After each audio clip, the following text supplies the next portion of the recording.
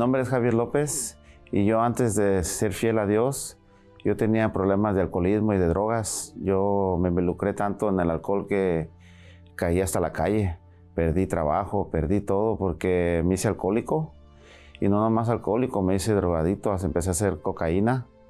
Y llegó tanto grado el vicio de que yo empecé consumiéndola. Y después empecé a robar, a hacer cosas malas, porque uno empieza a perder la dignidad, la vergüenza. Era un vicio que me controlaba y yo quería hasta dejar a veces y yo no podía. Eso fue hasta el fondo de pozo que llegué a vivir hasta la calle. Porque como ya no me aguantaban donde yo vivía por el vicio, me corrieron. Porque era una persona irresponsable, no pagaba renta.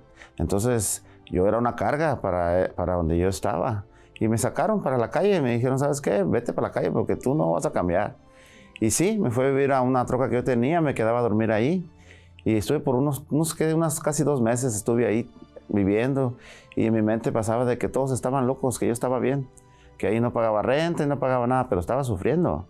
Porque espiritualmente estaba mal.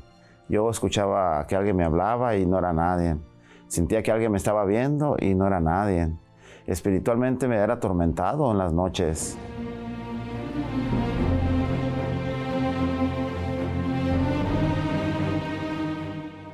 Y yo empecé a hacer mis propósitos, mis desafíos con Dios. Y yo vi de la mano de Dios que cuando yo empecé a hacer un pacto con Dios, yo empecé a ver la diferencia en mi vida. Lo primero que Dios me dio fue la liberación de las drogas, de los vicios. Y yo le doy muchas gracias porque de ahí ya vinieron un negocio. Y ese negocio me dio para que yo tuviera pues cosas, como viene, ya compré mis carros, tengo 3 trocas, tengo un carro que manejo, tengo una casa que Dios me ha dado. Me casé con una mujer de Dios que me guarda, que me da para adelante, siempre ella me apoya. Dios hace la separación tan notable que aún en mi vida, aún en momentos difíciles que estaban pasando las personas, mi negocio ha estado establecido. Mi negocio no me ha faltado trabajo, no he descansado. Personas en mi trabajo yo no he descansado.